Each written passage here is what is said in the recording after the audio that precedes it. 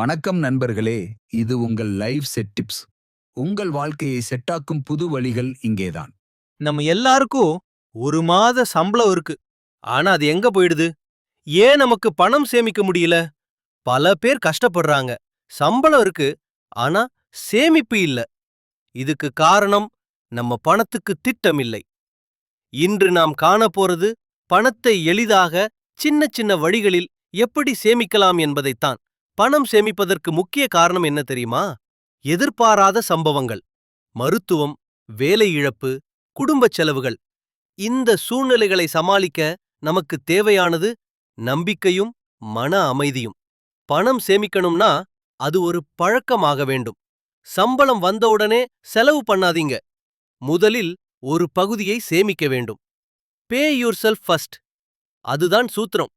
20% சேமிப்பு, 50% தேவைகள், 30% இன்ப வாழ்வு.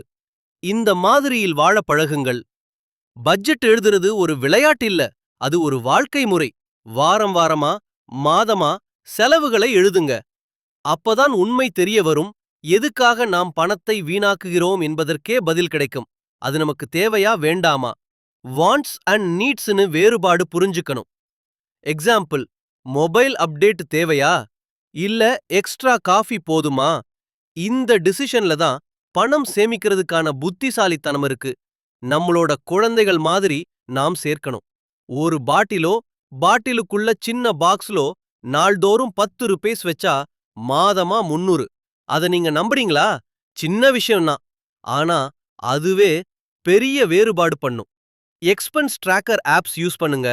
பணம் எப்படி போகுது, எங்க போகுது, எதுக்கு போகுது எல்லாத்தையும் டே வைஸ் எழுதுங்க. நமக்கு தெரியாம போற பிழைகள் அப்பதான் தெரியும். Credit card EMI, buy now pay later, இதெல்லாம் வலிமையான வலைப்பின்னல்கள். சம்பளத்துக்கு மேல செலவு பண்ற பாவம் நம்மை நாமே சிக்க வைக்கிறதுக்கு சமம். கடன் இல்லாத வாழ்க்கை தான் உண்மையான சுதந்திரம். பணம் பற்றி படிங்க. YouTube, books, podcast.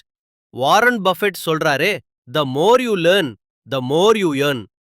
சேமிக்கிறதுக்கு கற்பது மிக முக்கியம்.